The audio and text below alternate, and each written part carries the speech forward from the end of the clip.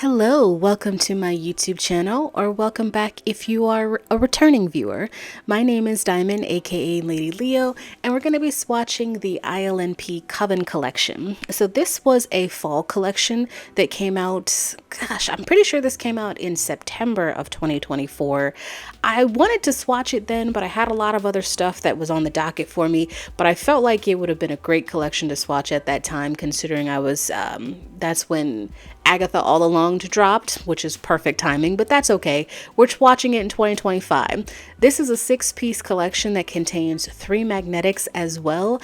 And when I saw this collection, I loved pretty much all of them. There's one that wasn't my favorite, but we'll talk about that when we get to it. But outside of that, I pretty much loved the collection when I first saw it. So let's get started. Really quickly before we get started on our swatches, if you don't mind hitting the subscribe button if you like this video from me and you want to see any other content from me. I make all kinds of videos outside of nail content, so I do movie reviews, TV show reviews, Reddit reactions. I just have tons of stuff that I'm into and I like to talk about all of those things. So we're going to start with Darkest Hour. This is our first magnetic of the collection. So it is a black base and it has some silver magnetic sparkles, some holographic flakies running throughout there, as well as a blue sparkle too. So I like this polish unmagnetized just as much as I do magnetized. I think it's good on either one of those options. And keep in mind, when you do magnetics, you don't have to rock it magnetized unless you want to. Now, there's a lot of different ways that you can wear magnetic polishes in terms of like how you want to magnetize it. You can do each coat of the polish, magnetizing it as you go. Make sure that you do that for about 60 seconds, and you also need to do it when you put on your top coat as well. You could do a base coat of black and then 1 coat of the polish and just magnetize that level, as well as when you put on your top coat.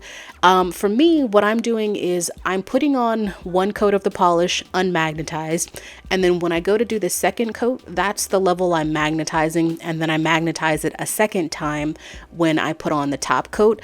I've just found through a lot of trial and error that magnetizing each level doesn't really do much. It doesn't change the outcome of it. And when you're talking about magnetic polishes, at least if you're going to be magnetizing it, it can take a lot of time, especially if you're talking about a lighter polish. If you're going to sit there and magnetize each level, I'm all about saving myself some time. So, you know, like I said, you can wear it in a couple different ways. You can also do like 1 coat of black, 1 coat of the polish, and then just magnetize that and then magnetize your top coat.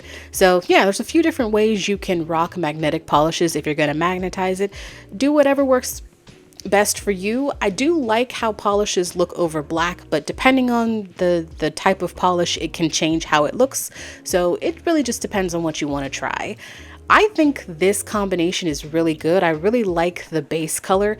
It says the base color is black, but I think sometimes when you add a lot of blue to black, it really just makes the base shade look blue. So to me, this looks very galaxy adjacent, if you will. It looks like a nebula galaxy, and it kind of looks like the Milky Way when you have it magnetized. So I really, really love this one. Moving on to Sabrina. So this one is a deep red base, but it also has some multi-chrome in there. So you get this nice shift from like green to kind of orange in this kind of burgundy garnet base, if you will. And when they say Sabrina, I'm pretty much envisioning the Netflix version of Sabrina, because that's a lot darker than the one from the 90s. Is it the 90s or the 2000s? You know which one I'm talking about.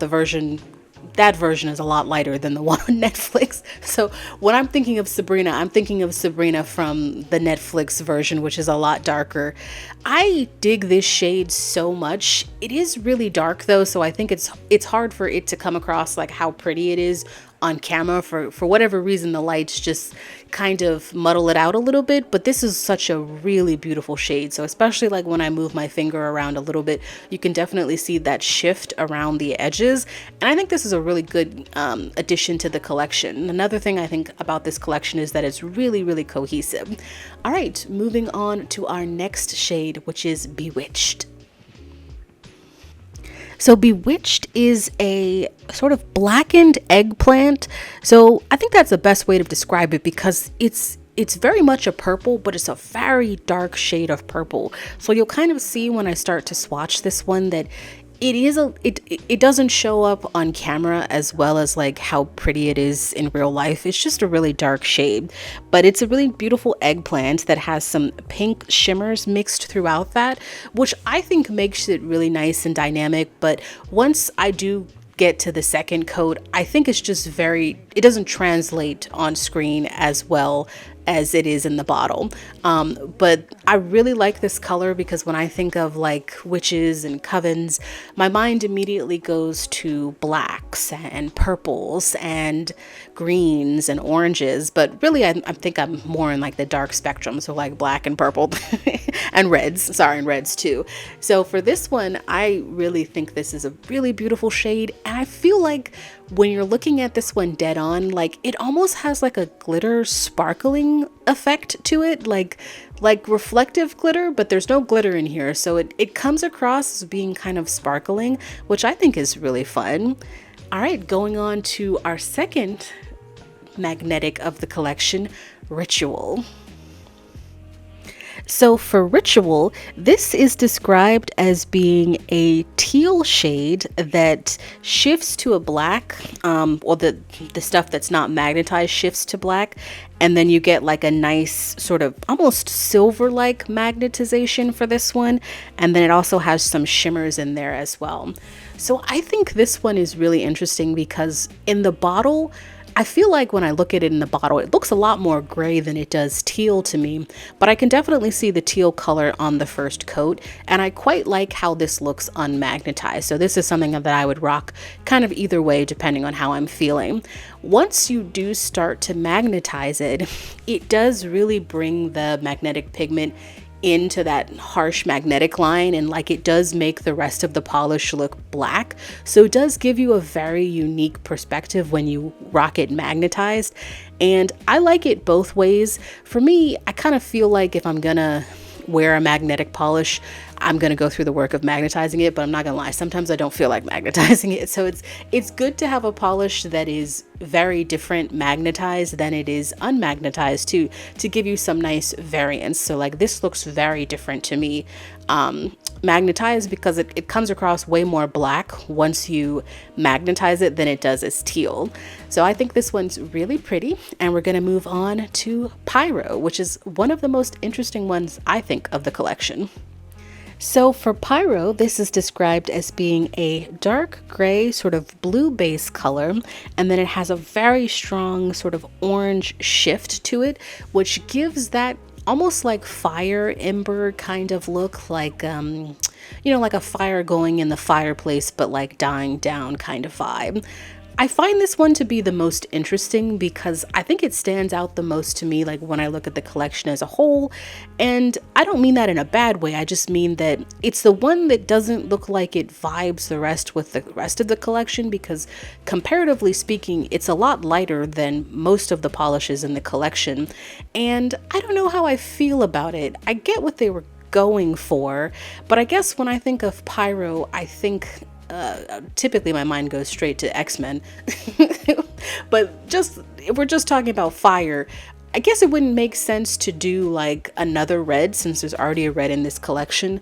But I do wish this was interpreted in maybe a different way, because it's not bad, but I do think for me it's like the standout of the collection where I'm like, well, it's good, but I just don't know if it matches the vibe of the rest of the collection. Now we're moving on to our last polish and our last magnetic, Moonlit. So this is described as being a sort of charcoal gray base shade with a silver magnetic sparkle. So very, very simple. I think it would be fun to test this as like a magnetic topper because of how sheer it is, especially on first coat. And then you'll see, like, once I even go to apply the second coat, I think I would really need to do 3 or 4 if I really wanted to really build up the opacity once the polish is magnetized, and you'll kind of see what I mean. So because the rest of the polish becomes really delicate around that stark magnetization line, maybe a little too delicate for just 2 coats. So like I said, I probably would have done, 3 or 4 coats if I weren't swatching this. For swatching purposes, most of the time I just do 2 coats. But I do get what they were going for, and I like the subtlety of this one. But I feel like this would be really interesting to test as like a magnetic topper to see what it'd look like on top of black. This probably, of all of the magnetics in this collection, would probably be one of the ones that would benefit the most over being like on top of black. So yeah, that is the Coven collection. I liked this collection so much, and we're gonna do some comparisons. So we'll take a look at all of them next to each other so we can see which ones are our favorite. So looking at all of these right next to each other, I think that mostly this collection is very cohesive. It's definitely in the darker color palette, with the exception of Pyro, because like I said, when I look at these all next to each other, it's the one that stands out the most to me as being the most different. And some people will be like, well, it fits in this collection. I personally don't. I don't know how I would have interpreted Pyro, maybe like a lighter red or something like that, or maybe like a red magnetic. I mean, it might have been fun to just make this whole thing a magnetic collection. But yeah, I don't love it in this collection, but it's not bad on its own. So if I'm gonna pick out my top 2 favorites, I'm gonna pick Sabrina because I love reds. And then it's a toss-up between Ritual and Darkest Hour. I definitely think Darkest Hour has a little bit more going on for you, but I really like Ritual. I'm gonna go with Darkest Hour. It kind of invokes like Nebula vibes, and I absolutely love space. So that being said, let me know in the comments below which one's your favorite, or if you picked up any of these from the collection. ILNP tends to launch a lot in the year, so I don't always get a chance to pick up like the new collections right away. Sometimes I wait it out and I get a couple at a time, which is why you might get like a swatch from me of a collection that's like a couple months old. Like, comment, subscribe. All right, that's my time. Catch you later. Bye.